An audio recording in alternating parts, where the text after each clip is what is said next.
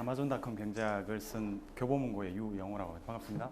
아마존을 아시는 분은 아시지만 아직 국내에서 아마존닷컴 서비스가 실제적으로 저희 피부에 와닿게 서비스가 되고 있지 않기 때문에 잘 모르시는 분들도 많으실 겁니다. 이런 킨들 전자책 사업도 하고 있고요. 아마존 비디오, 클라우드, 그 다음에 앱스토어, A9 같은 검색, 아마존 프레시, 야채도 판매를 하고 있습니다. 이런 식으로 아마존이 인터넷 서점에서 시작했지만 다루지 않는 상품이 거의 없습니다. 지금. 그게 불법적인 것만 아니면 지구상에 있는 거의 모든 재화, 서비스, 디지털 컨텐츠를 지금 다루고 있습니다. 키바 시스템즈 같은 그 로봇 물류 시스템을 만드는 회사입니다. 이런 회사를 인수해서 물류 쪽에 아마존의 역량을 키우는데 또 과감하게 투자도 많이 하고.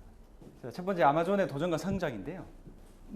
포털 사이트에 아마존 검색을 하시면 아마존 강이 많이 나오고요. 기본적으로 사람들이 아마존 이러면 아마존 강을 떠올리게 됩니다. 남미에 있는 이 지금 보시는 화면이 아마존 강의 본류입니다. 이렇게 구불구불한데요. 지구의 허파라고 불립니다. 아마존 밀림에서 이 산소가 뿜어져 나오는 양이 굉장히 많다고 합니다. 면적이나 유량에서도 세계 최대 규모입니다. 근데 이게 아마존닷컴이라는 회사하고 또 맞물려서 보면 본류로 물이 나오기까지 이 여러 갈래마다 작은 물길들이 있습니다. 또 그 안에 살고 있는 수많은 동식물들. 아마존이 기본적으로 커머스거든요. 유통. 그러면 제품을 공급하는 공급자가 있고 그거를 구입하는 소비자가 있고요. 여러 이해관계자들이 한데 어울려 있는 게 커머스입니다. 리테일. 미개척지가 굉장히 많다고 합니다. 아마존에 아직도 개척되지 않은 땅들 이런 게 굉장히 많다고 하는데요. 아마존닷컴도 마찬가지입니다. 사업을 계속 확장을 시키고 있습니다. 끊임없이 도전하고요. 그런 측면에서 보면 아마존 강과 아마존닷컴은 굉장히 유사점이 많은 회사 이름도 참 잘 지었죠. 네트워크와 디바이스가 고객하고 연결이 된 거대한 하나의 플랫폼 사업자로 아마존이 진일보하고 있습니다. 그리고 IT 혁명을 이끈 아마존의 기술력인데요. 아마존닷컴은 월마트라든지 이베이라든지 타겟이라든지 여러 그 미국의 유통사들이 있습니다. 온라인, 오프라인. 근데 아마존이 왜 강자가 될 수 있느냐? 결국은 IT입니다. 아마존을 인터넷 서점 회사입니다. 아마존을 쇼핑몰입니다라고 이렇게 해석하는 것은 잘못된 겁니다. 거기에 플러스 알파로 아마존은 IT 회사입니다. 그 IT의 탄탄한 기반으로 유통, 디지털 컨텐츠, 그 다음에 클라우드 컴퓨팅 같은 IT 서비스 벌려줄 수가 있고요. 또 더 깊이 있게 들어가는데 IT 기술력이 워낙 탄탄하게 잘 갖춰져 있기 때문에 가능합니다. 대표적인 게 삼각축입니다. 아마존 웹 서비스, AWS라고요. 실제 AWS는 그 아마존이 성수기 때 피크를 올릴 때 서버라든지 네트워크 시설을 구축을 했다가 비수기 때는 그게 빠지니까 그만큼 여유분이 생깁니다. 가만히 놀려두려니 비용은 계속 들어가기 때문에 그 남는 부분을 여러 기업들에게 빌려주는 겁니다. 쉽게 이야기하면 저희가 웹하드 같은 겁니다. 내가 얼마만큼의 용량을 쓰고 그만큼 빌려서 쓰면 되는 겁니다. 내가 하드웨어나 서버를 갖추지 않고도 서비스를 할 수 있게끔 지원하는 게 아마존 웹 서비스입니다. 한국에 아마존 코리아가 들어와 있습니다. 실제 작년에 아마존 코리아가 법인이 등록이 되어 있고요. 이 AWS 서비스를 지금 하고 있습니다. 그 다음에 이제 클라우드 컴퓨팅. 클라우드 컴퓨팅은 작년, 재작년부터 굉장히 많이 회자가 되고 있는데요. 특정 서버를 두지 않고 내가 컨텐츠를 다운로드 받지 않아도 내가 로그인만 하게 되면 구입한 거를 자유자재로 스트리밍으로 쓸 수 있게끔, 그리고 내가 거기에 어떤 문서 같으면 수정 작업을 했을 때 저장만 해놓으면 내 서버에 들어있지 않고 메인 서버, 아마존 메인 서버에 들어가 있으면 또 자유자재로 주고받을 수 있는 그런 부분들이 이제 클라우드 컴퓨팅인데요. 지금 아마존 클라우드 드라이버하고 그 다음에 클라우드 플레이어를 통해서 전자책, 그 다음에 디지털 음원, 영화 이런 걸 서비스를 하고 있습니다. 우측에 보시는 이제 빅데이터도 시대의 화두로 떠올랐습니다. 빅데이터도 기본적으로 트렌드를 분석을 하는 겁니다. 빅데이터는 결과론적인 겁니다. 결과를 해석을 해서 앞으로 어떨 것이다 라는 것을 예측을 하는 겁니다. 이 빅데이터 같은 경우에는 주로 유통회사들이 좀 많이 활용을 하고 있고요. 그 다음에 의학이라든지 날씨 이런 쪽 정보를 보다 그 체계적으로 예측 가능한 데이터로 뽑아내는 건 빅데이터라고 하거든요. 굉장히 연구를 많이 하고 있는 분야이기도 합니다. 그럼 이 세 개의 축을 아마존이 그 자기들이 가지고 있는 핵심 역량, IT 기술력을 통해서 누구보다도 빨리 강하게 지금 구현을 해 나가고 있습니다. 자, 전자책의 대명사 킨들인데요. 뭐 디지털 컨텐츠 쪽에서 아마존은 킨들 빼면 드릴 말씀이 없을 정도로 아마존의 모든 것입니다. 컨텐츠 쪽에서는. 또 태생 자체가 서점이었기 때문에요. 책을 뗄래야 뗄 수가 없습니다. 지금도 아마존닷컴 사이트 메인에 들어가 보시면 여러 가지 상품이 있지만 주도적으로 밀고 있는 건 종이책과 전자책. 결국 커머스는 충성 고객을 누가 많이 확보하고 있느냐. 굉장히 중요한 포인트거든요.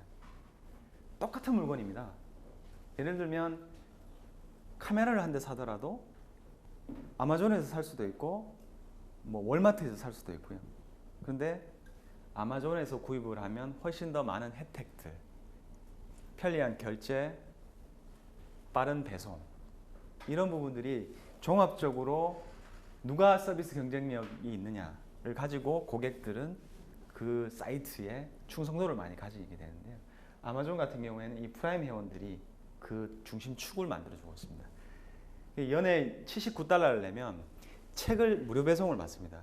미국은 무료 배송이 없습니다. 우리나라는 인터넷 서점이 오전에 주문하면 오후에 갖다 주지 않습니까? 미국은 특히 아마존 같은 경우에는 $25 이상이 넘어야 무료 배송을 해주거든요.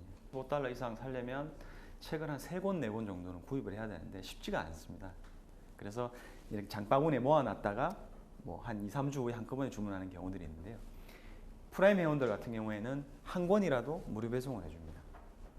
그 다음에 전자책도 킨들 디바이스를 가지고 있으면 한 달에 한 권씩 전자책을 대출을 받을 수 있습니다. 그리고 반납을 하면 또 한 권을 제가 또 대출을 할 수 있고 여러 가지 그런 혜택들 때문에 이 아마존을 먹여 살리는 큰 핵심 충성 고객층이 프라임 회원들이라고 보시면 될 것 같습니다. 자, 꿈을 위한 도전 우주항공 사업인데요. 우주선 로켓을 만들겠다. 왜 그럴까 이렇게 생각해 보면 그만큼 뭔가 남들하고는 다른 좀 비상한 꿈. 달나라 저희 우주에는 뭐가 있을까? 늘 호기심을 가지고 뭔가 만들고 실패도 뭐 거듭하지만 또 도전하고 이런 것들이 굉장히 공통점으로 발견되는 부분이었는데요. 이 아마존닷컴의 이제 제프 베조스가 블루 오리진이라는 이 회사를 자비를 들였습니다. 이 회사 돈을 한 게 아니고요. 자비를 들여서 회사를 만들었는데 2000년에 창업을 했습니다. 그래서 우주선 제작도 하고 발사도 합니다. 나사 출신, 그 다음에 뭐 우주항공 학자들 이런 사람들을 다 영입을 해가지고요. 회사를 만들어서 계속 지원하고 테스트하고 그렇게 하고 있습니다. 2012년 4월에 그 제프 베조스가 1969년 아폴로 11호 발사 추진체 로켓을 쭉 발사하면 그 추진체들이 그 연료를 닿으면 땅으로 떨어지지 않습니까? 보통 이제 바다로 떨어지는데요. 그거를 레이더를 써가지고 찾아냈답니다. 그 위치를 심해에 있는데요. 그거를 인양하기로 결정을 했습니다. 1년 후에 4월에 실제 인양을 했습니다. 2개를 해서 하나는 나사에 하나 주고 하나는 블루오리진에서 그 아이들에게 좀 꿈과 희망을 줄 수 있는 하나의 그 모체로서 뭐 보여준다라고 해서 박물관에 세팅을 하고 있는 걸로 알고 있습니다.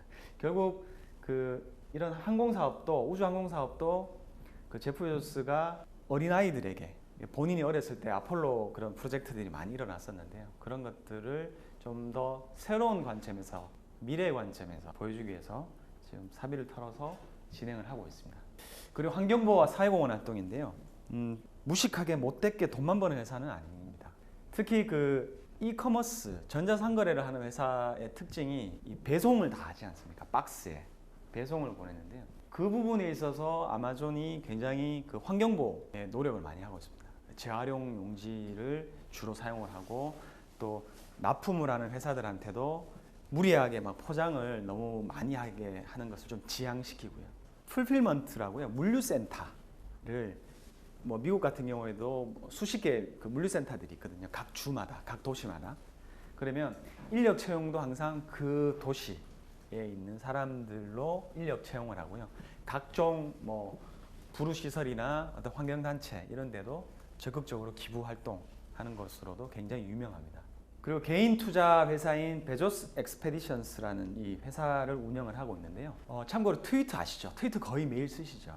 트위터에 제프 베조스가 개인 투자자로 참여를 하고 있습니다. 37 시그널즈라는 이 인터넷 비즈니스 하는 회사에도 투자를 하고 있는데요. 그러니까 제프 베조스는 그런 것 같습니다. 아마존닷컴을 통해서 우여곡절을 많이 겪었지만 그래도 비즈니스 승승장구하면서 벌어들인 돈을 후배 벤처 사업가들에게 적극적으로 투자해주고 북돋아주는 벤처의 생태계의 선순환을 만들어주는 대선배의 역할, 형님의 역할 이런 역할을 지속적으로 계속 하고 있습니다. 그러면 제프 베조스는 과연 어떤 사람인가 라는 걸 좀 봐야 될 것 같습니다. 경영 철학 한번 보겠습니다. 정식 이름은 제프리 프레스톤 베조스라는 이름입니다. 1964년 1월생입니다. 뉴멕시코에서 태어났고요. 어머니가 미혼모였습니다. 스티브 잡스하고 오버랩 되는 게 좀 많이 있는 분입니다. 이분도 원래 아버지하고 헤어지고 미구엘 베조스라는 쿠바에서 이민을 온 분하고 재혼을 했습니다. 그러면서 이제 이름도 좀 바뀌게 된 거죠. 근데 어린 시절부터 이제 굉장히 남다른 아이로 동네에서 유명했다고 합니다. 천재 소리 좀 듣는, 신동 소리 좀 듣는. 그러면서 중고등학교 시절을 열심히 생활했고 부모 양아버지죠. 양아버지도 쿠바에서 이민을 와서 주경야독을 했습니다. 낮에 열심히 일하고 밤에 열심히 공부하고 나중에 엑슨모빌 아시죠? 엑슨모빌 이사로까지 올라갈 정도로 아버지도 굉장히 이 제프 베조스가 친아들은 아니지만 정말 열심히 공부할 수 있게끔 열심히 뭔가 배울 수 있게끔 노력, 지원 아끼지 않았다.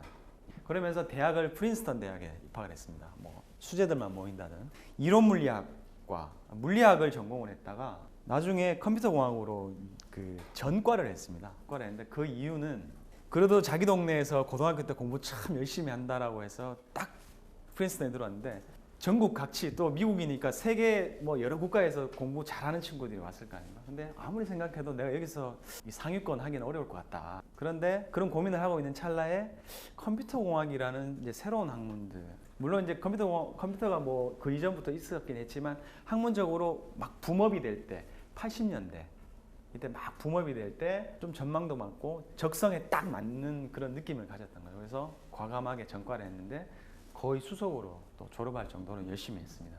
그러면서 졸업 이후에 이제 피텔이라는 IT 회사 입사를 했습니다. 뭐 프로그래밍 설치 깔아주고 뭐 이렇게 영업하고 이런 회사였는데요.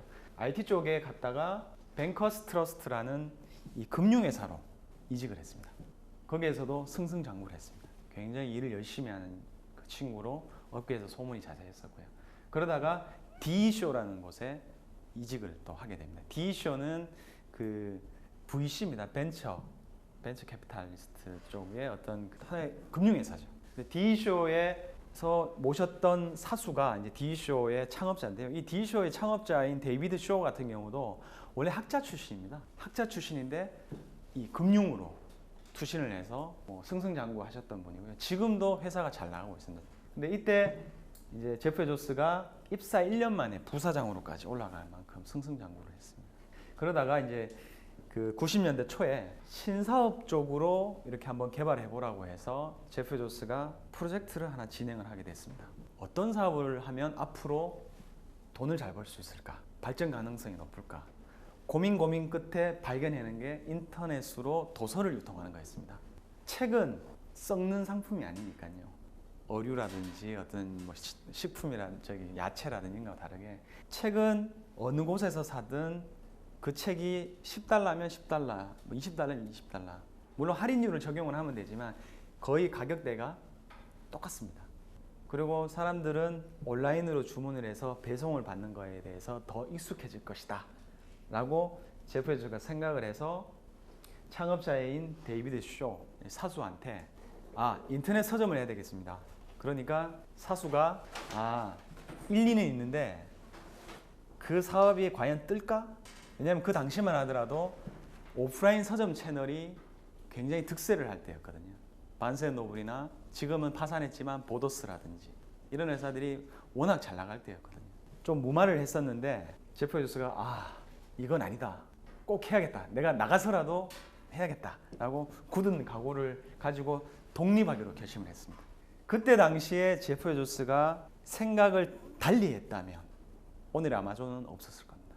근데 이 당시에 제프 베조스가 자기의 어떤 결정의 판단 기준이 됐던 거는 바로 후회 최소화 프레임워크라는 그 기준으로 자기의 의사결정의 기준으로 삼았습니다. 이 후회 최소화 프레임워크라는 거는요, 내가 나이가 70, 80이 되어서 정말 노년기가 되었을 때, 내가 어렸을 때부터 젊었을 때 이런 청장년 시절에 내가 이 일을 못했던 게 어떻게 보면 천추의 한이 된다 라고 오히려 그 시점에서 역산해서 바라봤을 때 느껴지는 일, 후회되는 일, 그걸 돌이켜본 게 이 후회 최소화 프레임워크입니다. 제프 베조스는 당시에 그랬다는 거죠. 내가 그 시점에 정말 잘 나가는 디이쇼의 부사장, 연봉도 뭐 수억 수십억을 받았던 시절이었죠. 그걸 다 버리고 이걸 안 하면 내가 정말 나이 들어서 후회할 것 같다라고 생각했기 때문에 과감하게 그 좋은 직장, 그 높은 연봉을 다 버리고 포기하고 새로운 길에 출발하게 되었습니다. 자, 담대한 도전의 시작. 그래서 보따리를 쌌습니다. 보따리를 싸서 어디로 갔느냐? 시애틀로 갔습니다. 시애틀이 날씨가 좀 이렇게 습한 동네로 유명한데요. 시애틀 이러면 몇몇 유명한 회사들의 본사가 있는 회사입니다. 대표적인 게 스타벅스. 스타벅스 본사가 시애틀에 있습니다. 스타벅스 1호점이 시애틀에 있죠. 마이크로소프트 아시죠? 마이크로소프트 본사도 시애틀에 있습니다. 인터넷 전문가들이 많습니다. 그만큼. 그리고 가장 중요한 부분인 인터넷 서점을 하려면 책을 공급을 받아야 되잖아요. 근데 그 당시에 인터넷 서점을 하기 위한 책 공급 회사로 인그램과 B&T, 베이커 앤 테일러라는 이 대형 도서 도매상이 있었습니다. 주문을 하고 고객한테 직접 배송을 시키거나 우리 물류센터로 들어온 이 그 리드타임을 줄이려면 거리가 가까워야 되잖아요. 그래야지 코스트도 절감을 할 수 있고. 그래서 시애틀로 갔습니다. 여기 보이시는 이 왼쪽에 보이시는 하얀색 건물이 아마존닷컴의 첫 오피스입니다. 원래는 차고지에 있었습니다. 미국은 뭘 하나 창업하면 항상 차고지로 들어가는데요. 차고지에서 뚝딱뚝딱 해서 이 오피스를 처음으로 이제 세팅을 한 겁니다. 94년 7월 5일에 아마존의 전신인 카다브라라는 회사를 설립을 했습니다. 그러면서 3, 4명의 젊은 직원들, 인터넷 전문가, IT 전문가들. 제프 베조스 자체도 IT 전문가죠. 프린스턴에서 컴퓨터 공학 졸업을 했으니까요. 본인 스스로도 IT 전문가죠. 그래서 아마존이 그 당시에는 카다브라지만 단 한 권의 책이라도 주문 배송이 가능하게 만들었습니다.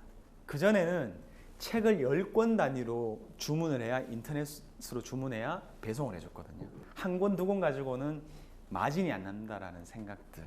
그리고 오프라인 서점에 납품을 하면 충분한 이익을 얻을 수 있다라고 생각했던 게 출판사와 도매상들의 입장이었거든요. 아마존은 단 한 권의 책이라도 어떻게 해서든지 찾아주겠다. 그리고 희귀본, 뭐 한 20, 30년 된 책들, 절판됐는데 구하기 중고책 서점에도 없는 책들, 이런 것들을 어떻게 해서든지 찾아서 주문을 받아주고 배송을 하게 됐습니다. 그러다 보니까 이게 입소문이 났던 겁니다. 근데 이제 카다브라는 이름을 바꿨습니다. 이게 시체라는 뜻이랑 좀 이게 비슷한 느낌과 그 어감이 있어가지고요. 같은 말이거든요. 그래서 시체, 회사명이 시체면 좀 이상하잖아요. 그래서 회사 이름은 이제 아마존닷컴으로 바꿨고요. 그리고 야후에 당시에 그 검색을 해서 찾는 카테고리 순번으로 보면 A부터 시작을 했기 때문에 회사 이름도 A로 시작하면 조금 빨리 찾는데 유리할 것이다 라고 해서 이제 그런 것들도 좀 복합적으로, 그래서 회사 이름도 그렇게 바꿨고, 웹사이트에 뭐 요즘엔 아주 일반화됐지만 별이 5개, 5점 만점의 그 독자 리뷰 평가를 처음으로 도입을 했고요. 그리고 이 책을 주문했던 사람들이 어떤 책을 주문했는지 이런 것들에 대한 연관성들, 이런 것들을 매칭을 해서 웹페이지에 다 보여줬습니다.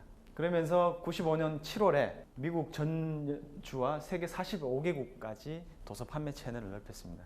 세팅한 지 1년 만에 그렇게 사업 확장을 확 시켰습니다. 이게 가능했던 것은 인터넷 때문이었습니다. 아이디어 머신이라고 불립니다. 제프 조스 자체가. 어릴 때부터 신동이라는 소리 좀 동네에서 많이 들었던 것처럼 제프 조스 리더십의 특징은 합리성과 치밀함 그리고 융통성입니다. 자, 융통성 부분을 굉장히 좀 책에서도 강조를 많이 했는데요. 스티브 잡스의 경영 철학과 조금 차이가 많이 나는 부분이 이 융통성입니다. 좀 유연해지자라는 거였죠. 잡스는 원리, 원칙, 기준 이런 거에 좀 강했다면 제프 조스는 거기에 플러스 알파로 직원들하고의 친밀함, 거래처하고의 우리말로 하면 좀 유들유들한 이런 면들을 직원들에게도 강조를 많이 했었고 본인도 그랬습니다. 허풍도 좀 있었던 부분이에요. 처음에 사이트를 오픈하고 우리 회사는 세계 최대의 서점입니다. 이렇게 광고 메시지를 막 보냈습니다. 그러니까 기자분들이나 경쟁사인 오프라인의 절대 강자인 반센 노블이나 보더스에서 저 친구 미친놈이다. 아니 무슨 물류센터가 큰 것도 아니고 오프라인 매장도 없는데 왜 세계 최대의 서점이라고 이야기하느냐. 근데 가능했던 것은 도서 DB를 굉장히 많이 올려놨거든요. 인그램이나 아까 BNT 그리고 각종 그 해외에 있는 출판사 쪽에 도서 정보를 다 걸어놨습니다.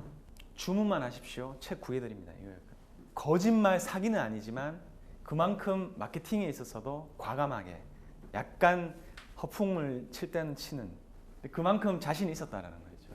그리고 기본적으로 고객 중심입니다. 아마존 미션은 무조건 고객입니다.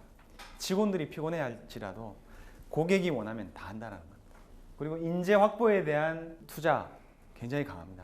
본인도 인재를 찾기 위해서 좋은 인재를 찾기 위해서 학교라든지 다른 회사들 계속 다니면서 좋은 인재를 아마존으로 영입하기 위해서 노력을 많이 하고 있고요. 그리고 제프 조스가 즐겨하는 말 중에 대표적인 게 이겁니다.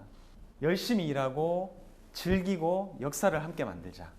직원들에게 지속적으로 강조하는 부분. 일단 열심히 일해야 된다. 그리고 재미있게 즐기면서 메이크 히스토리, 유통, 컨텐츠 등등의 모든 우리가 하는 비즈니스의 새로운 역사를 만들자. 이 부분을 굉장히 강조하는 측면이 강합니다. 아마존 리더십의 원칙인데요. 여기 아마존 직원분들입니다. 야유회 같은 데서 이렇게 캠페인도 하고요. 10개가 넘는 이 꼭지들이 아마존 리더십 원칙입니다. 아마존의 팀장급 이상의 원칙일 수도 있겠지만 아마존 모든 직원들의 원칙이죠. 왜냐? 얼마든지 상황이 바뀌면 말단 직원도 리더가 될 수가 있는 거니까요. 결국 이걸 다 모아보면 하나의 키워드로 방점이 찍힙니다. 공동체 의식입니다. 유통회사의 특징 중에 하나가 공동체 의식이 굉장히 중요한 부분이거든요. 구매는 구매대로 구입하고 MD, 마케터는 마케터대로 따로 가고 배송은 물류 쪽은 물류대로 따로 가는 어떤 경우에는 잘못하면 사일로 조직이 될 수도 있거든요. 서로 책임을 전가하는 그런 경우들이 유통사들이 좀 비교적 많은 부분들이 있는데요. 제프 베조스와 아마존의 리더들은 그 부분을 철저히 배격하자라는 거거든요. 역지사지를 한번 해보는 거죠. 그래서 대표적인 예가 아마존닷컴에서는 CEO부터 말단 직원들까지요. 2년에 한 번씩 CS 센터 아시죠? 콜센터. 고객분들 클레임 들어. 왜냐하면 아마존이 온라인 비즈니스라기 때문에 매장이 없지 않습니까? 고객이랑 면대면을 페이스 투 페이스를 할 기회가 없거든요. 물론 본사로 막 찾아오지 않는 이상은. 그럼 콜센터 전화나 아니면 이메일로 보통 다 처리를 하는데요. 자기가 재무부서에 있던 인사부서에 있던 콜센터에 가서 무조건 이틀씩 근무를 해야 됩니다. 직접적으로 우리 아마존 고객분들이 어떠한 클레임을 거는지 매뉴얼이 있겠죠. 당연히 고객 응대에 대한 매뉴얼. 그 매뉴얼대로 하되 돌발 상황들도 많을 겁니다. 심지어 욕하는 사람도 있겠죠. 그럴 때에 어떻게 합리적으로 고객이 원하는 방향으로 대응을 할 것인가 그런 것들을 다 같이 배우는 겁니다. 지휘고하가 없습니다. 임원들도 다 가야 되고요. 그러면서 내가 직접 영업 부서에 있지는 않지만 내가 구매를 하는 부서는 아니지만 그 직원들은 내가 이렇게 일을 했을 때에 나의 잘못으로 인해서 만약 나의 잘못으로 그 직원들 그 부서가 이러한 피해를 입을 수 있겠구나 라는 걸 서로 역지사지를 하는 거죠. 이게 하나의 공동체 의식입니다. 유통기업에서 굉장히 중요한 포인트이거든요. 저 역시도 유통업을 하는 회사에 있지만 이 부분은 굉장히 배울 점이 많았습니다. 자, 아마존을 제가 3C 전략으로 좀 제 책에 정리를 해봤습니다. 첫 번째 C가 커머스고요. 두 번째가 컨텐츠, 세 번째가 클라우드 컴퓨팅. 클라우드 컴퓨팅은 그냥 IT라고 보시면 IT 서비스라고 보시면 될 것 같습니다. 그래서 제가 3C라는 이 피라미드 트라이앵글 형태로 이제 제가 정리를 해봤는데요. 자, 아마존 미션과 전략 방향인데요. 이커머스 비즈니스의 3대 성공 요소입니다. 이게 저렴한 가격, 다양한 상품 구비, 구매 편의성, 이 세 가지의 키워드가 선순환적으로 로케이션이 되면 이커머스 비즈니스에서는 무조건 이깁니다. 그리고 아마존의 비즈니스 전략 방향은 일단 많은 씨앗을 뿌리자는 거예요. 여러 가지 상품들, 여러 가지 서비스들을 막 뿌리고요. 그 씨앗이 나무가 될 때까지 일단 기다리자. 넉넉고 그냥 가만히 기다리는 게 아니고요. 계속 물도 주고 비료도 주고 햇빛도 쏴주고요. 큰 거 한 방을 원하는 그런 일반적인 기업이 아니고요. 큰 거 한 방보다 작지만 여러 개를 뿌리고 그 중에서 된다 싶은 것들이 발견이 되면 거기에 과감하게 더 투자를 하는 겁니다. 더 빠르게 진입 장벽을 쳐버리는 거죠. 경쟁자들이 못 따라오게. 컨셉으로 아마존이 만든 기업의 슬로건이 Get Big Fast입니다. Get Big Fast가 빠르게 실행해서 크게 만들자. 인터넷 비즈니스에서는 이게 절대적으로 중요한 부분 중에 하나입니다. 사업 포트폴리오의 변화도 많아지고 있습니다. 모르겠지만 2002년도부터 시작해서요. 2011년도까지의 아마존 내에서의 카테고리별 이익률 그래프입니다. 그래서 10년 정도치를 이제 분석을 해보면요. 이 하단에 보이시는 게 미디어입니다. 총 3가지의 카테고리가 있거든요. 아마존에 이제 매출 카테고리 3가지가 있는데 첫 번째가 이제 미디어인데요. 북스, 무비, 그 다음에 뮤직 같은 이런 기본적으로 아마존이 사업을 하는 책 관련된 음악 뭐 이런 쪽이고요. 그 다음에 일렉트로닉스 앤드 어덜 제너럴 머천다이즈, 가전제품, 전기제품 이런 쪽, 냉장고 뭐 이런 쪽 해서 일반적인 재화들, 아까 말씀드린 책 이런 거 다 빼고요. 그 다음이 이제 어덜스라고 해서 신사업으로 치고 놓은 것들이 있습니다. 2007년부터 대표적인 게 클라우드 서비스하고 AWS, 전자책 쪽은 여기 미디어에 들어갑니다. 이렇게 놓고 보면 이익이 굉장히 점점 커졌습니다. 커지고 이 AWS 같은 IT 서비스 마진이 굉장히 좋거든요. 이 미디어 쪽은 원가가 높습니다. 원가가 높으니까 매출이익률이 좀 낮습니다. 이런 일반 가전제품이라든지 일반 재화들이나 클라우드 서비스나 AWS 같은 IT 서비스는 마진이 굉장히 좋습니다. AWS는 아마존의 캐시 메이커라고 불립니다. 그런 쪽으로 불릴 만큼 이렇게 아마존이 성장을 하고 있고요. 2012년도의 매출액이 611억 달러입니다. 이커머스 사업에서는 글로벌 넘버원입니다. 커머스 쪽은 기본적으로 기본에 충실하다. 비즈니스 전략. 기본에 충실했기 때문에 앞서 말씀드렸듯이 저렴한 가격, 다양한 상품 구비, 이용 편의성화 이런 것들을 사업 초기부터 지금까지 아마 앞으로도 계속 이건 지켜나갈 겁니다. 그리고 아마존 이러면 굉장히 중요한 포인트인 원클릭이라는 게 있습니다. 한번 내가 내 아이디와 패스워드, 그 다음에 나의 카드, 신용카드 정보 등록해 놓으면 원클릭을 세팅을 해 놓으면요. 그냥 별도의 장바구니에서 한 번만 클릭을 하면 바로 결제가 일어나는 겁니다. 우리나라처럼 뭐 액티브엑스 컨트롤 깔고 공인인증서 집어넣고 이럴 필요가 하나도 없고요. 이걸 특허를 냈습니다. 참고로 이커머스의 꽃은 결제라고 봅니다. 저는 이 저렴한 가격 뭐 이건 기본적인 거고요. 근데 비즈니스 단에서의 핵심 중에 핵심은 결제입니다. 실컷 물건 다 담아 놓고요. 뭐 다 뭐 이렇게 준비해 놨는데 결제가 안 됩니다. 그러면 고객은 짜증이 나서 가버립니다.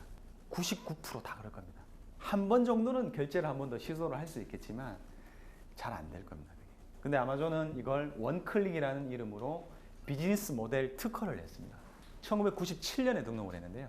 우리 애플에서 보면 그 아이튠즈도 이 구조거든요. 근데 아이튠즈의 구조와 아마존의 원클릭 구조는 조금 다르긴 합니다. 아마존이 이런 이커머스 결제단에서의 어떤 그 역량, 비즈니스 촉 이런 게 굉장히 좋았다라고 보시면 되겠습니다. 그래서 기본적으로 아마존은 오프라인 상점보다 저렴한 가격으로 고객에게 제품을 제공하기 위해서 부단한 노력을 기울이고 있습니다. 결국은 유통은 코스트 절감이 제일 중요한 포인트거든요. 누가 싸게 주고 누가 더 아껴서 비용을 절감하느냐. 여기에서 영업이익의 폭이 확 차이가 나기 때문에 그 부분에 있어서 아마존이 굉장히 치밀하게 모든 걸 이끌어가고 있습니다. 그리고 뭐 물류 빼놓을 수 없고요.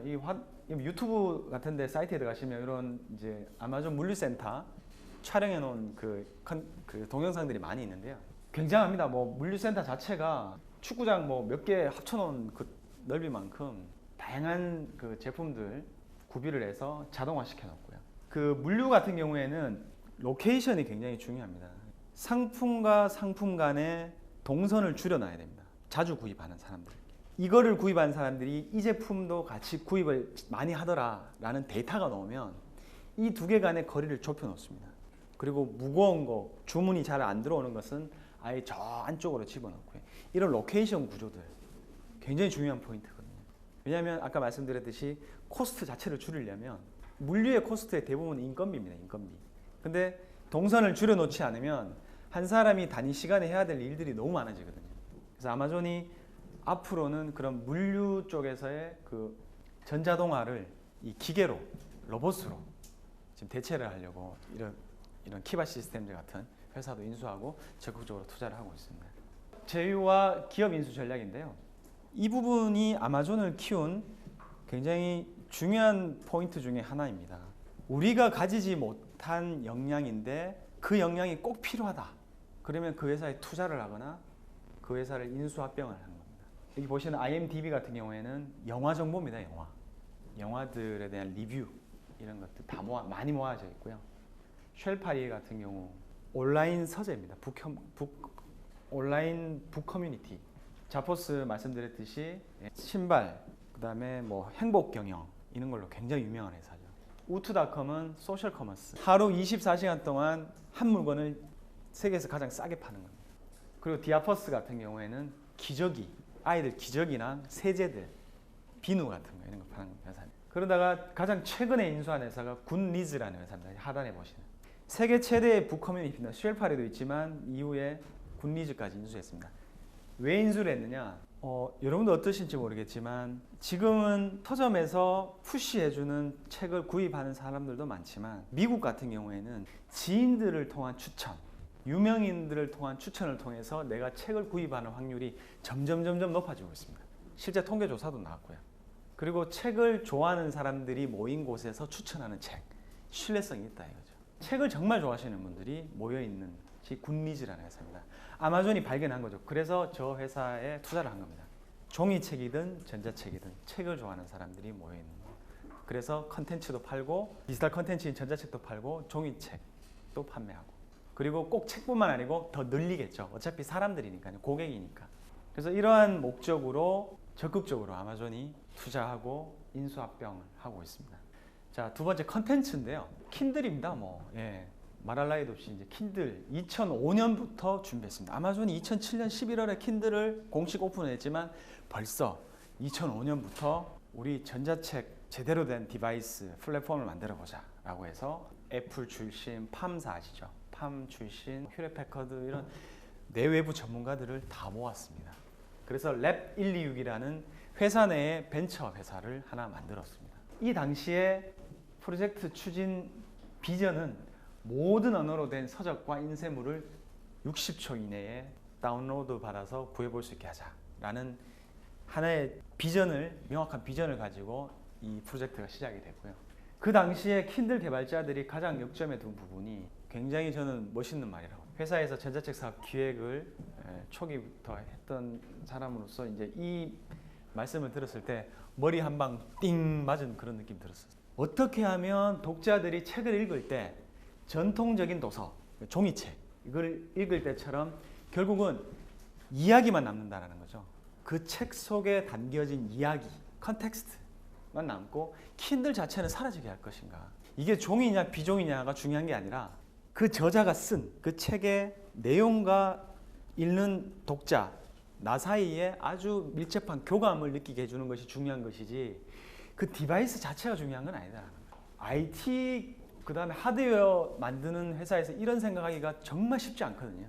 열심히 디바이스 만들어야지. 정말 좋은 거, 전기 별로 안 먹고 디자인 예쁘고 물론 이것도 중요하지만 본질은 그게 아니다. 그렇죠? 왜?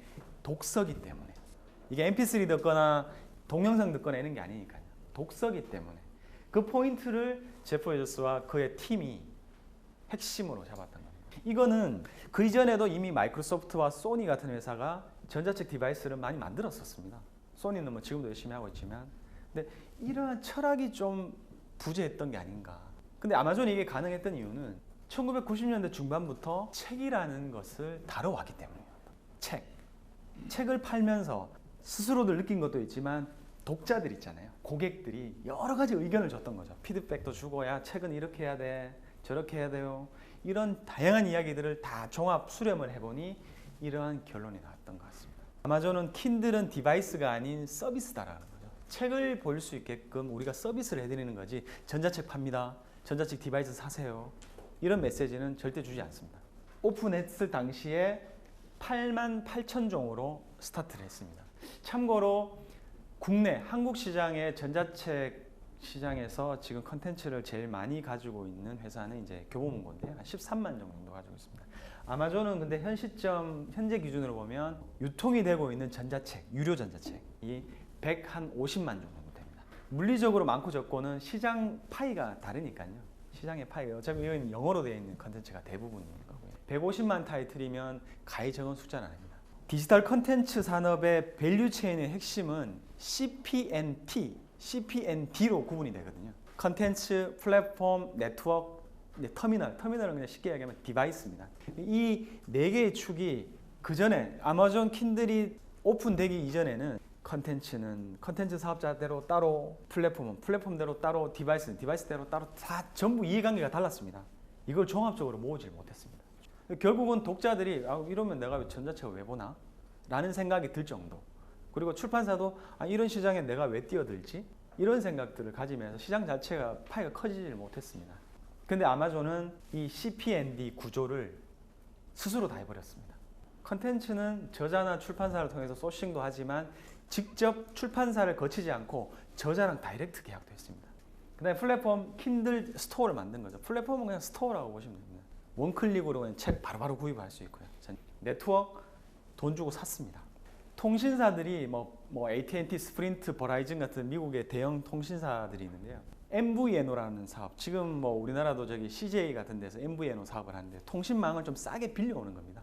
조금 싸게 빌려와서 전자책을 다운로드 받으시면 그 통신 비용은 아마존이 다 냅니다. 고객들이 60초 정도, 맥스 60초 내에 한 권이 다운로드가 되거든요. 이 비용을 와이파이는 어차피 무료로 많이 되지만 다 비용을 아마존이 냅니다. 끝으로 디바이스, 킨들 만들어 버렸습니다. 수직 계열화를 시킨 거죠.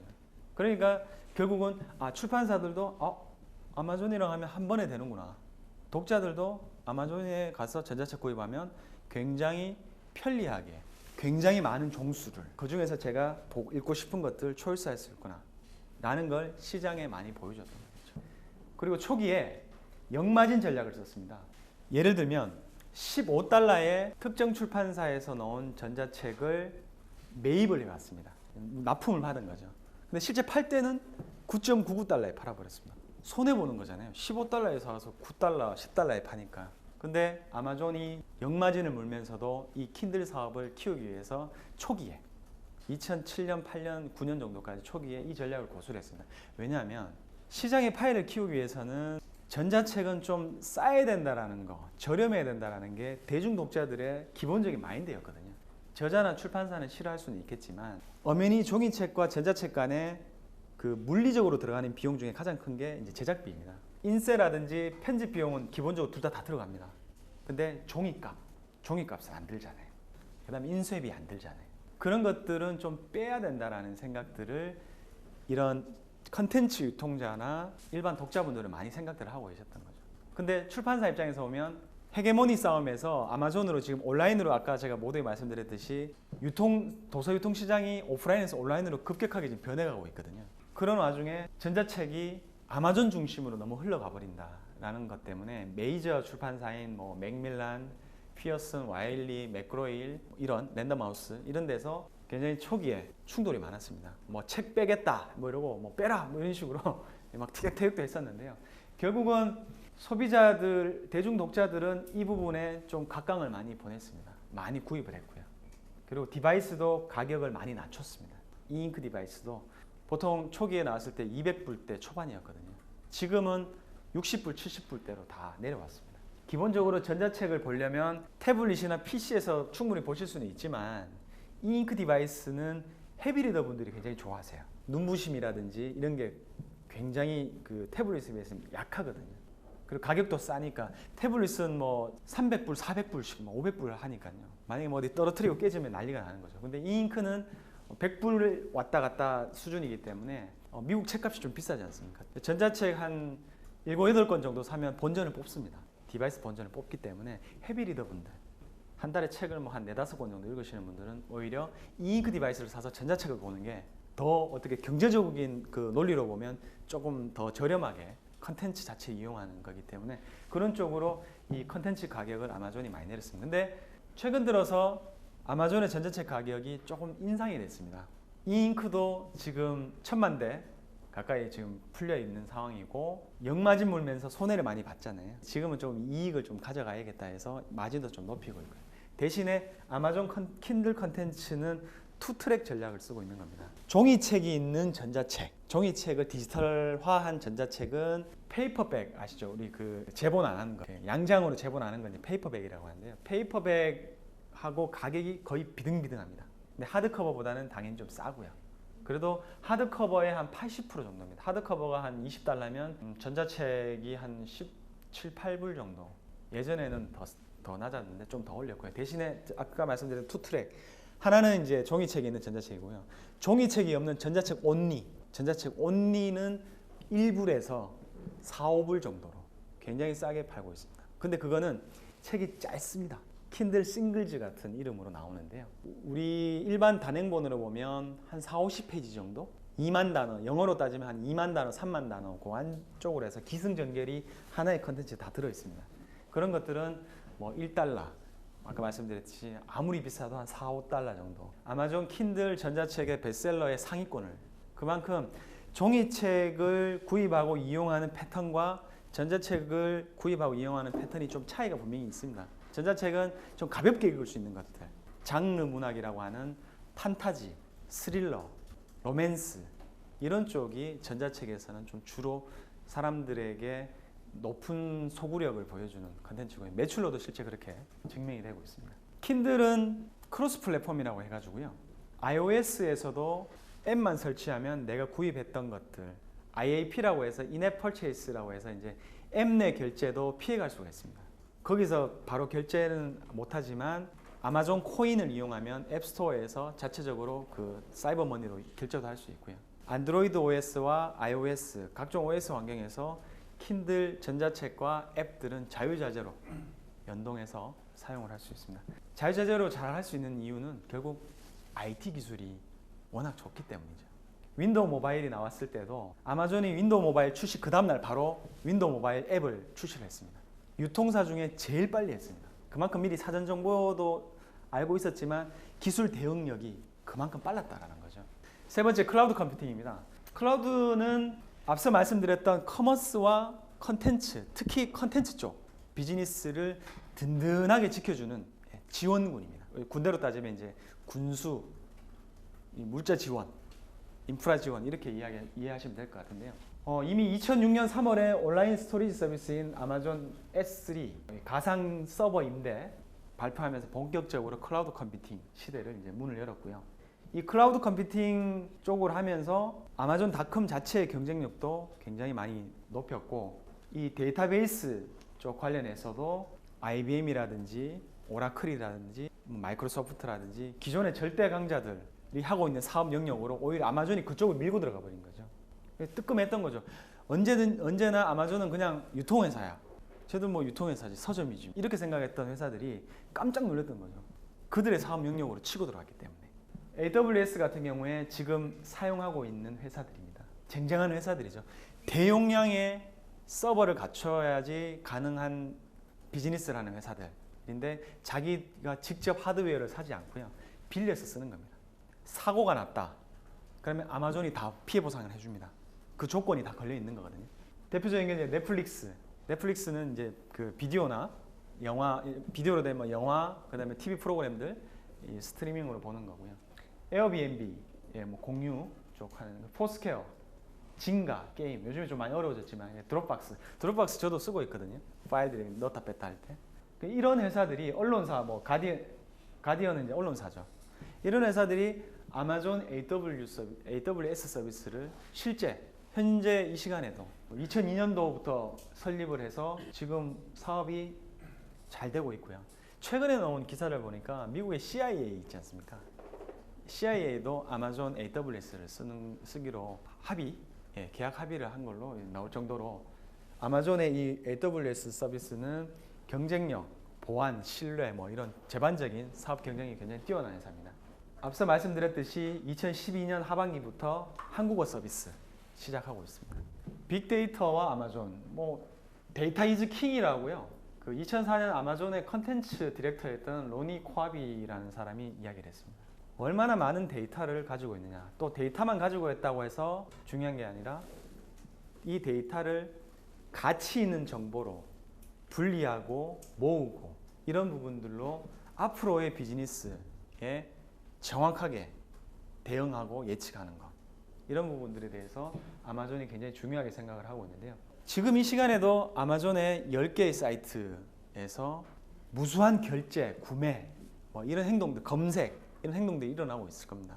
그러면서 거기에 모아지는 데이터들을 통해 가지고 각 국가별로, 각 지역별로, 각 개개인 독자별로 구매 패턴, 검색 패턴을 다 뽑아내는 겁니다. 그러면서 이 고객은 주로 마케팅 관련된 책을 꾸준하게 구입을 하셨는데 최근에 보니까 여행과 관련된 책을 검색을 하더라. 그럼 이 사람은 여행을 준비하는 사람으로 기계적으로 판단하는 겁니다. 자, 그러면 그 다음 날 그 고객에게 여행과 관련된 책, 여행과 관련된 상품, 뭐 예를 들면 뭐 항공 티켓도 있을 수 있고요. 캠핑을 좋아하면 뭐 자켓이나 등산화 이런 것들에 대한 정보를 모아서 그 사람에게 푸시를 해줍니다. 그러면 구매할 확률이 굉장히 높아지겠죠. 그냥 일방적으로 내가 유통사에서 메일을 받아서 뭘 사야 되나 이렇게 검색하는 게 아니라 알아서 갖다 주는 거예요. 100% 내 마음에 들진 않지만 그 퍼센테이지를 높이는 거예요. 그러려면 이 빅데이터 계속 활용을 하고요. 사람들의 패턴을 읽어내는 거거든요. 이런 쪽으로 아마존이 집중적으로 지금 투자를 하고 있습니다. 결국 이것도 아마존의 미션의 1번인 고객을 중심으로 고객을 만족시키는 이런 쪽으로 방점이 다 몰려 있는 겁니다. 이렇게, 화살표가. 이잉크라는 거를 좀 말씀드리면 이잉크는 저전력입니다. 굉장히 저전력입니다. 전기적인 충격을 줬을 때 이 까만색 입자들이 이 디스플레이로 올라오는 겁니다. 그러면 이 입자들이 이 디스플레이에 맺혀 있는 거거든요. 전기를 주지 않아도 한번 맺힌 거는 그대로 붙어 있습니다. 그러니까 이때는 전기가 안 들어가는 거거든요. 뭔가 또 충격을 주면 전기가 들어가면서 또 화면이 바뀌고 이렇게 해서 LCD보다 전기를 굉장히 적게 먹습니다. 그래서 킨들 같은 경우에는 한번 완충을 시키면 일반적으로 뭐 한 달에 책을 뭐 한 10권, 20권 정도 읽더라도 7, 8주 정도 갑니다. 배터리 충전 안 해도 돼요. 되게 오래 갑니다. 뭐 미국이나 이런 유럽에 가보면 휴가지에서 책 많이 읽으시잖아요. 뭐 이렇게 벤치 같은 데 앉으셔서 책도 많이 보시는데 트렌드가 많이 바뀌었습니다. 종이책 별로 안 들고 다니세요. 킨들 하나 그냥 여행 가방에 툭 집어넣어 놓고 책 뭐 한 10권, 20권 다운받아가지고 그냥 가시는 겁니다. 휴가 7, 8주씩 다니는 분 잘 없지 않습니까? 책 그거 여행 가방에 보따리에 싸면은 5권 집어넣으면 너무 힘들어 하잖아요. 근데 킨들은 이만하거든요. 6인치짜리니까요. 무게도 뭐 한 200g 왔다 갔다 하니까요. 그래서 트렌드도 많이 이렇게 바뀌어 나가고 있습니다. 최근에 가격도 굉장히 많이 낮아졌고요. 자, 킨들은 결국 그 테크니컬 디테일 쪽 보시면 기존의 킨들은 이 라이트 기능이 없었고요. 5세대인 페이퍼화이트는 라이트 기능이 있으면서 정말 책 좋아하는 사람들 중심으로 밤에 침대에서 옆에 누가 주무시더라도 나 혼자 책 보는데 등을 켜지 않더라도 편하게 볼 수 있게끔 아까 말씀드렸듯이 이야기와 독자만 남게끔 하는 거죠. 계속 이런 쪽으로 딥하게 개발하고 제작하고 판매하고 있습니다. 킨들파이어도 킨들파이어 HD가 2세대인데요. 디바이스 스펙만 보면 아이패드 못지 않습니다. 아이패드 못지 않습니다. 근데 가격은 아이패드의 30%, 40%대밖에 안 됩니다. 결국은 아마존은 디바이스 팔아서 돈 벌겠다는 게 아니고요. 디바이스는 거의 원가 수준, 마진 거의 없이 많이 풀려야 그걸 가진 분들하고 1대1로 락인이 되는 거거든요. 그러면 우리의 정보들을 쏴주는 거죠. 디바이스 팔아서 돈 벌겠다는 생각이 없다라고 공식적으로 제프 베조스가 이 5세대 발표하면서 이야기를 했습니다. 그러면서 준비를 열심히 하는 게 이러한 다양한 컨텐츠들입니다. 책, 음악, 비디오, 뭐 각종 동영상, TV 프로그램, 뭐 게임 등등등등, 각종 컨텐츠 쪽에 굉장히 집중해서 투자를 합니다. 톱니바퀴처럼 돌아가는 거죠. 한쪽만 돌아가는 게 아니고요. 이걸 하면서 이걸 돌리고 있거든요. 그럼 서로 견인이 되니까 톱니바퀴가 이빨이 딱 물리면 조금만 힘을 줘도 두 개가 잘 돌아가듯이 그렇게 아마존은 디바이스와 컨텐츠를 양립해서 밀어붙이니까 구글이 힘들어하고요. 애플이 힘들어하고요. 다양한 다른 경쟁자들이 힘들어하는 겁니다. 아마존에 대해서. 뭔가 디바이스에 대해서 진입장벽을 쳐놓으면 금방 따라와서 엄청나게 싼 가격으로 공급을 해버리고요. 컨텐츠를 뭘 하려니까 아마존은 컨텐츠를 방송국에서 소싱도 하지만요. 직접 만들기 시작했습니다.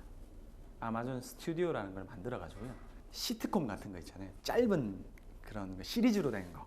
왜냐하면 아마존 킨들 전자책 하면서 이 경험이 있거든요. 이런 패턴에 대해서. 그거는 텍스트지만 비디오도 이런 어떤 그 프로세스나 메커니즘이 거의 비슷하거든요. 비디오냐 텍스트냐의 차이인 것 뿐인 거죠. 그래서 자체적으로 만드는 겁니다. 자체적으로 만든 이유 중에 하나는, 중요한 이유 중에 하나는 결국은 오너십입니다. 오너십. 남한테만 받다 보면 계약 단절시키면 결국은 비즈니스 잘 안 되고 고객들 떠나거든요. 근데 뭔가 굉장히 매력적이고 부가가치가 높을 만한 컨텐츠들을 직접 만들어서 서비스를 해버리는 겁니다. 거대한 전자책 도서관을 꿈꾸다. 전자책 이렇게 빌려줍니다. 킨들을 가지고 있는 프라임 회원들은 한 달에 한 권씩 빌려볼 수 있고요. 공공도서관, 오버드라이브라는 이런 회사, B2B 전자책, 디지털 컨텐츠를 유통하는 전문 회사가 오버드라이브라는 회사가 있는데요. 아마존이랑 협력해서 미국 내에 10,000개가 넘는 도서관에서 전자책을 빌려볼 수 있게끔 킨들 가지신 분들한테는 서비스를 해주고 있습니다. 그러니까 책 보실 분들은 아마존으로 오세요 라는 메시지를 상업적인 공간인 자기들 사이트도 하지만 비상업적인 일반 공공도서관, 대학도서관 이런 데까지 확장을 많이 시키고 있습니다. 출판 유통 산업의 패러다임을 바꾸다. 아마존이 출판 유통 산업의 패러다임을 지금 확실히 바꾸고 있습니다. 오프라인에서 온라인으로 넘어왔고요. 온라인 내에서도 종이책에서 전자책으로 바꿔나가고 있습니다. 긍정적인 면도 있지만 부정적인 면을 또 이야기하시는 분들도 많지만 기업의 입장에서 보면, 하나의 기업의 입장에서 보면 산업의 패러다임을 바꾼다는 거 굉장히 멋있는 일이라고 생각을 합니다. 게임의 룰을 바꾼다. 그것이 불법이 아니라면 굉장히 어떻게 기업의 입장에서 보면 멋있는 일이라고 보고요. 그런 면에서 클라우드 리더 같은 걸 해서 내 하드웨어에 전자책 다운로드 안 받습니다. 아마존 서버에 제가 계정 설정해서 로그인해서 들어가면 제 계정에 드라이브가 있어가지고요. 전자책 마음껏 넣었다 뺐다 할 수 있고요. 별도로 뷰어를 설치하세요. DRM을 어떻게 해서 이게 아니고요. HTML5 같은 경우에는 그냥 웹 브라우저에서 인터넷 익스플로러나 크롬이나 구글의 크롬이나 애플의 사파리나 이런 브라우저에서 그냥 바로 뜹니다. 전자책이. 내가 로그인만 하면. 결국 이것도 독자를 위한 거거든요. 뭘 깔고 설치해서 이건 필요 없다는 거죠. 바로 브라우저에서 전자책 볼 수 있게끔. 그리고 저자들한테도 공을 굉장히 많이 들이고 있습니다. 제가 모 잡지에 연재하고 있는 글 중에서 이제 동아일보 기자분이 그 글 보시고 이렇게 기사로 조금 이렇게 만들어 주셔서 이미지를 제가 좀 따왔는데요. 유료로 전자책 100만 건 이상 다운로드 받은 저자들을 명예의 전당처럼 킨들 밀리언 북클럽이라는 형태로 저자들을 이렇게 모십니다. 저자들 입장에서는 영광이죠. 우리가 스포츠 스타들이 명예의 전당 같은데 프로야구나 골프 굉장히 명예롭게 생각하듯이 아마존이 이렇게 만들어주는 겁니다. 작가들한테. 100만 개 이상 다운로드 받았다는 건 굉장히 큰 숫자거든요. 종이책 100만 부 이상 밀리언셀러잖아요. 엄청나게 뜬 것처럼 전자책도 마찬가지입니다. 트와일라이트 아시죠? 식스맨. 그래서 주로 보면 로맨스, 판타지, 미스테리, 스릴러 이런 쪽 장르 문학 쪽 작가분들이 이제 대부분이십니다. 지금 이분들은 전자책만 내시는 게 아니고요. 종이책으로도 많이 내시는데 메이저 출판사들이 이분들 중에 무명이었던 분도 계셨거든요. 무명이었던 분들도 워낙 독자들의 반응이 좋으니까 메이저 출판사들이 계약을 직접 맺는 그런 케이스도 많이 늘어나고 있습니다. 킨들 싱글즈 아까 말씀드렸듯이 투트랙 짧은 거 중심 저자하고 직접 계약하는 방식 이게 전자책의 저는 히든 카드라고 봅니다. 이게 주류로 갈 공산이 굉장히 크다. 200~300페이지 종이책을 전자책으로 한 거 그것도 기본적으로 매력적이긴 하지만 이 모바일 환경에서는 좀 짧고 기승전결이 있는 싼 저렴한 그런 전자책이 더 각광받을 것 같습니다. 최근에 그 반센노블 누크에서 누크 스냅스라는 형태로 이 서비스 이제 벤치마킹 해가지고 대항마도 띄우기 시작을 했습니다. 킨들 파이어 뭐 등장하면서 앱스토어 더 많이 키우고 있습니다. 구글이 안드로이드의 주인이지 않습니까? 근데 매출과 이익은 아마존이 돈을 더 벌고 있습니다. 아마존 충성 고객들이 안드로이드 앱스토어, 아마존의 안드로이드 앱스토어에서 훨씬 더 많이 구입을 하고 있습니다. 멀티미디어 사업, 오디오북 이런 쪽으로도 빠르게 지금 확장을 시켜나가고 있습니다. 안 하는 게 없습니다. 그래서 하나의 에코시스템을 만든 겁니다. 저자, 독자, 유통을 하는 아마존이 기본적으로 선순환을 그릴 수 있게끔 전자책 컨텐츠 사업의 선순환 구조를 이렇게 만들었습니다. 개인들이 직접 출판할 수 있는 킨들 다이렉트 퍼블리싱 이 부분도 플랫폼의 형태로 내놔 가지고요. 출판사 거치지 않고도 킨들로 들어올 수 있게끔 다 만들어 놨습니다. 그러면서 하이엔드급으로 앞서 말씀드렸듯이 스펙을 최고의 스펙으로 만들어 놓습니다. 디바이스의 스펙. 그러면서 마진 없이 판매를 하는 겁니다. 경쟁자들이 굉장히 힘들어하는 거죠. 지금 아마존의 디지털 컨텐츠가 약 한 2,200만 개 영화, 드라마, 음악, 잡지, 오디오북, 앱, 게임 이런 것들이 스트리밍 서비스로 위스퍼캐스트 학교로 들어갔습니다. 이제 학교. 제프 베조스가 학교 쪽으로 킨들을 집어넣는 것에 굉장히 고민도 많이 했었고요. 실제 스티브 잡스도 돌아가시기 전에 애플의 비즈니스를 학교의 교육 쪽으로 집어넣는 것에 대해서 굉장히 고민을 많이 했다고 하더라고요. 굉장히 하고 싶어 했고. 그래서 위스퍼캐스트는 킨들을 통해 가지고 학교 선생님이 학생들에게 수업도 하고 뭐 독서 활동도 시키는 그다음에 그걸 관리할 수 있는 프로그램까지 다 일원화해서 세팅을 해주는 쪽으로 지금 시도를 본격적으로 하기 시작했습니다. 플랫폼의 성장과 아마존의 미래. 결국 아마존은 구글의 안드로이드의 커스텀 서비스를 하고 있지만 매출이라든지 이익은 구글 원래의 안드로이드 앱스토어보다 훨씬 더 많이 일어나고 있거든요. 그러면서 이 구조를 계속 강하게 만들어 나갈 것으로 봅니다. 한국하고 이번에 이제 글로벌 200개국으로 확대시키기로 했습니다. 10개의 나라가 아니고 이제는 200개국으로 인터넷이 되기 때문에 모바일이 되기 때문에 확장하기로 했고요. 곧 이제 우리 한국에도 한글로 된 아마존 앱스토어를 이용하실 수 있을 것 같습니다. 그리고 패러다임의 변화, 엠커머스입니다. 이제는 모바일로요. 스마트폰, 태블릿으로 모든 전자상거래가 가능해졌습니다. 이 부분에 있어서 아마존이 위치 기반 시스템, 내가 어디에 있는지에 따라서 거기에 맞는 서비스들, 쿠폰을 보내주고요. 뭔가 새로운 형태의 프로모션들을 모바일로 다 바꿔나가고 있고 프라이스 체크 앱, 오프라인에서 내가 뭘 사려고 찍었습니다. 오프라인보다 온라인이 더 쌉니다. 가격 비교 다 해줍니다. 모바일로. 오프라인 회사들이 되게 싫어하죠. 이게 원클릭이 가능하고 탄탄한 IT 서비스 지원이 가능하기 때문에 이 모든 것들이 다 진행이 가능하고요. 온라인만 하는 회사들 중에 거의 대부분이 이러한 향수가 좀 있습니다. 어떠한 향수냐? 로망이죠. 뭐 로망이 있는 게 오프라인 거점을 좀 가지고 싶어 합니다. 온라인으로만 큰 회사들이 보면 국내외 대부분 회사들이. 그래서 아마존은 이 락커라고요. 우리 저희 지하철에 보면 이렇게 락커들 있잖아요. 그런 것처럼 내가 아마존에서 어떤 물건을 주문을 하면 내가 왔다 갔다 자주 하는 그 동네에 이 락커가 세팅이 되어 있으면 이 안에 저만의 그 캐비넷에 락커에 제 물건이 들어있는 겁니다. 주문한 거. 그런 것들을 편하게 살 수 있게끔 이렇게도 만들어 놨고요. 실물과 비실물 상품을 편리하게 유통할 수 있게끔 하이브리드 형태로 유통 서비스를 구축했습니다. 그리고 아마존 EPAtion이라고요.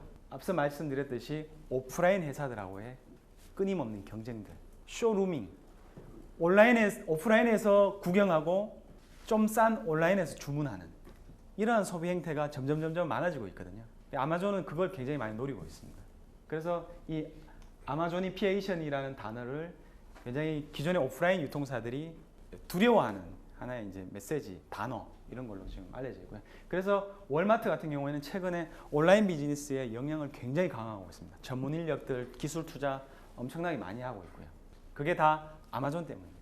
뭐 이베이도 물론 있겠지만 아마존이 워낙 크게 강하게 밀고 오기 때문에 이런 오프라인 쪽 절대 강자들이 온라인 비즈니스 쪽으로 사활을 걸고 경쟁을 하고 있습니다. SNS와 소셜 커머스 중요한 부분입니다. 리빙 소셜이라는 소셜 커머스 회사를 아마존이 투자를 했거든요. 소셜과 연계된 이 사업도 아마존이 아주 집중적으로 치고 나갈 겁니다. 참고로 티켓몬스터 아시죠? 티켓몬스터의 대주주가 리빙 소셜입니다. 이게 다 아마존에 다 이렇게 어떻게 보면 연결이 되어 있는 거죠. 그리고 스마트 TV, 스마트폰 뗄래야 뗄 수 없는 아마존하고 밀접한 사업 영역입니다. 그래서 여러 앱과 앱스토어와 그 다음에 컨텐츠들을 이런 스마트 TV, 스마트폰 쪽으로 적극적으로 밀고 이 디바이스도 만드는 걸로 알고 있습니다.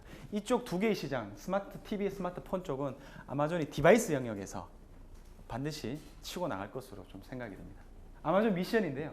지구상에서 가장 고객 중심적인 회사, 고객이 원하는 것을 온라인으로 주문을 하면 뭐든지 다 구해주는 회사가 되겠다. 굉장히 멋있는 말입니다. 그래서 제가 맨 마지막에는 아마존의 미션을 한번 보여드리면서 마치겠습니다. 이상 제 강의는 이것으로 마치겠습니다. 끝까지 들어주셔서 고맙습니다.